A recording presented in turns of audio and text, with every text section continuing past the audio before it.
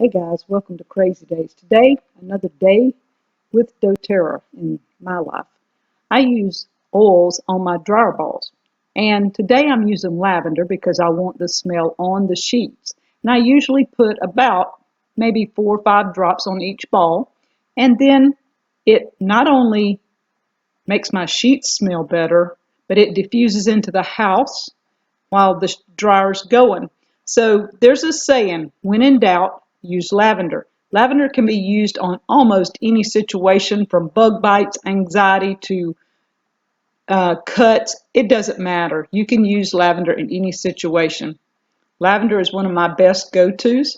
So here's a quick tip: a day with doTerra in my life at Crazy Days. So guys, hope you'll try this and all the other oils that you like on your dryer balls. Thank you from Crazy Days.